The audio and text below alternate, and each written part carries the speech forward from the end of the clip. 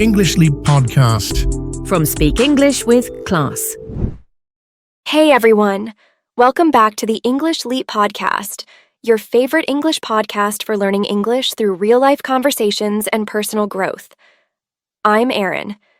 And I'm Evan. And if you've ever said, I want to improve my English, but I just don't have time, well, today's episode might surprise you. Because honestly, the problem isn't always time. Sometimes it's how we spend our time, especially in the evenings. So let me ask you this. What do you usually do when you get back from work or school? Be honest. You come home, maybe change your clothes, grab a snack, and then what? Okay, I'll go first. And this might sound familiar. I come home, I open the fridge even if I'm not hungry. Then I lie down with my phone, scroll through Instagram, maybe watch a few YouTube videos. Then suddenly it's dark outside, and I'm still in the same spot. The whole evening just vanishes. Haha, I've been there too. For the longest time, my evenings felt like this foggy blur, relaxing maybe, but also kind of disappointing. But then, while I was randomly surfing the internet one night, I read something that completely shifted my mindset. Ooh, what was it?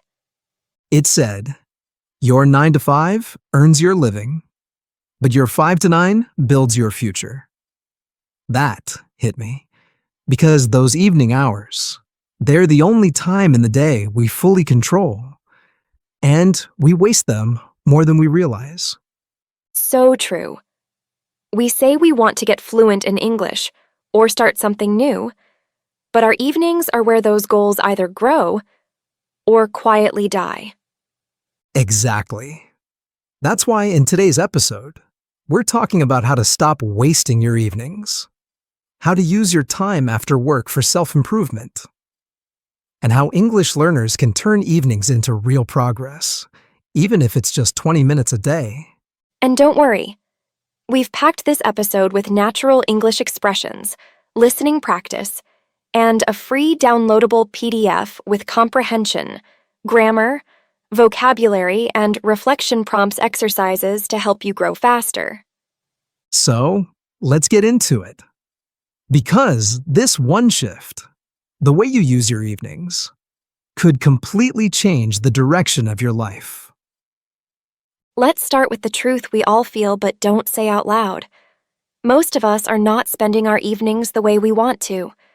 We come home, mentally exhausted, and tell ourselves we deserve a break. Which we do. But what do we reach for? Our phones. A bag of snacks. That one episode. That's the scary part, right? I read once that social media engineers don't just want your attention, they want your evening. Every swipe, every next video suggestion. It's not random. It's a trapdoor built into your routine. And it's not just your phone.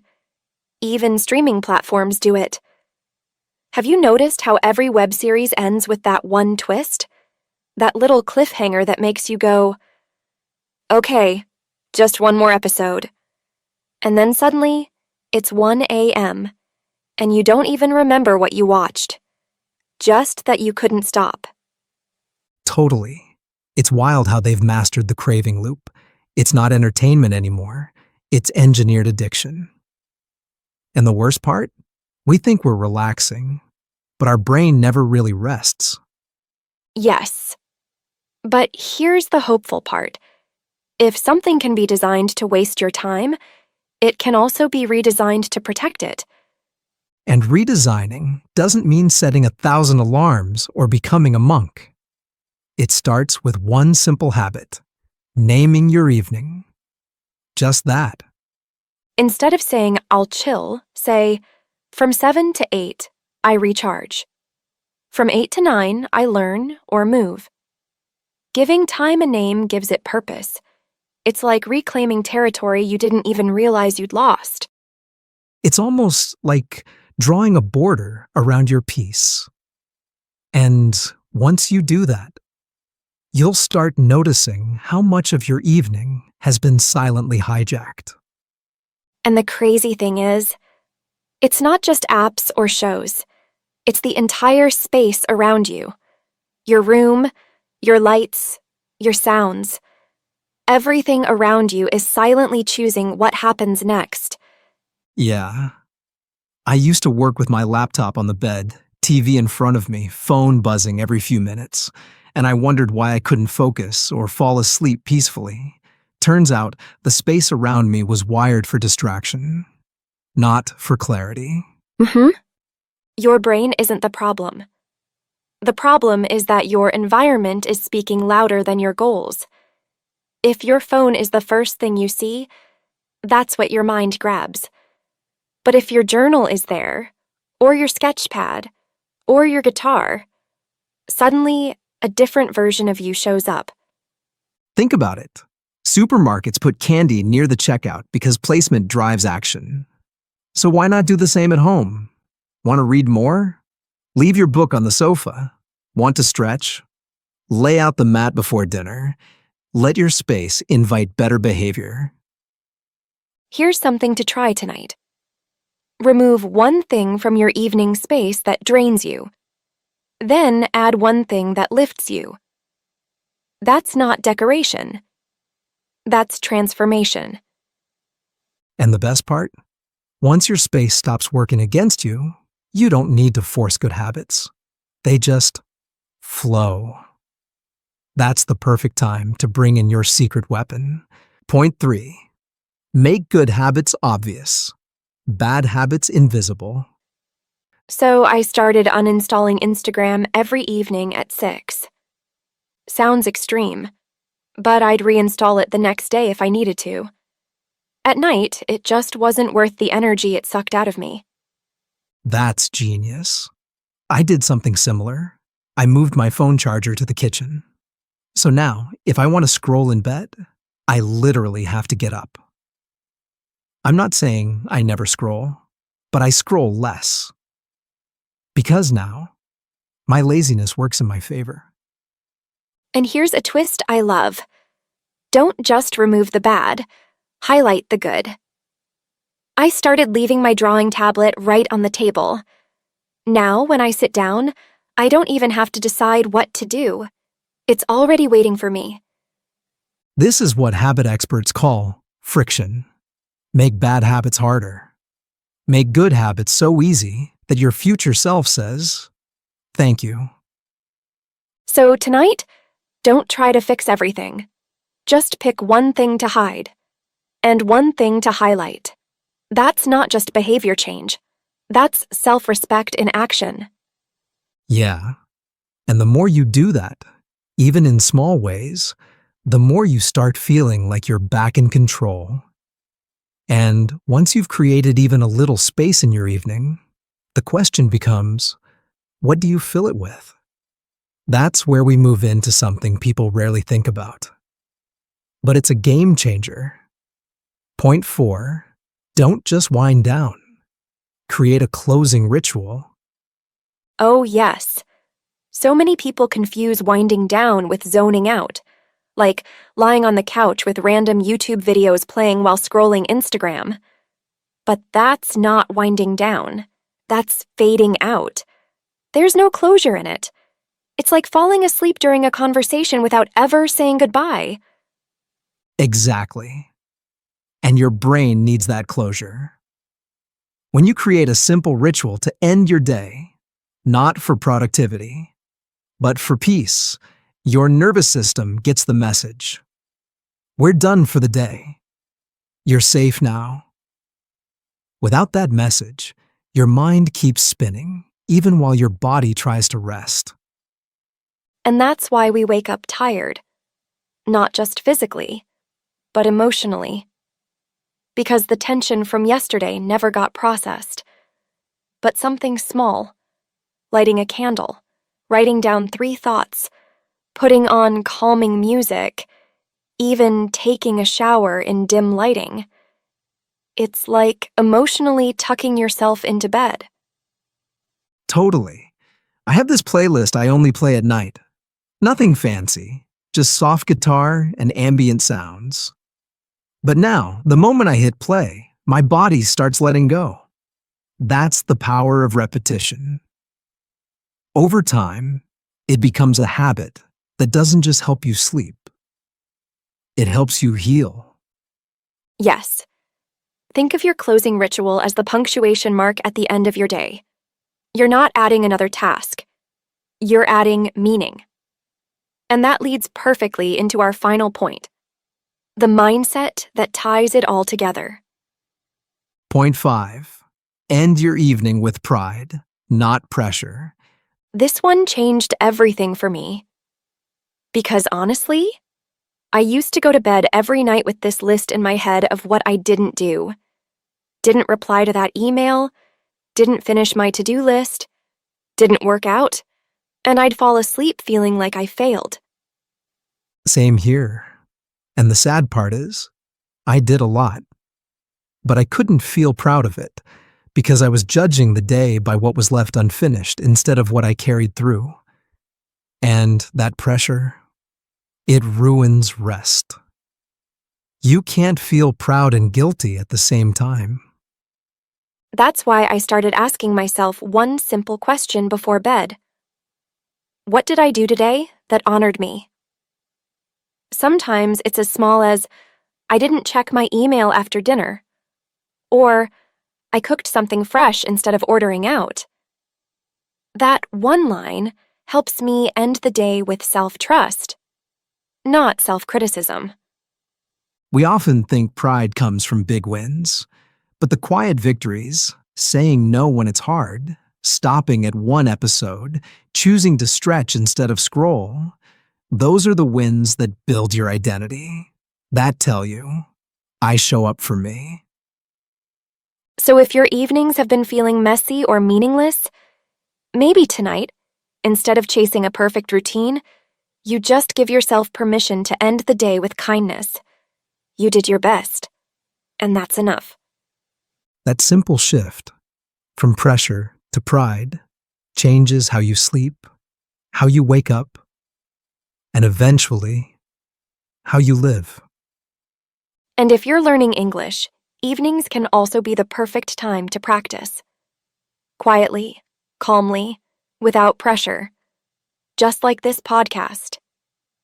Even listening to a few minutes every night can help your brain absorb language more naturally. And now, as always, we're passing the mic to Crystal for your vocabulary breakdown.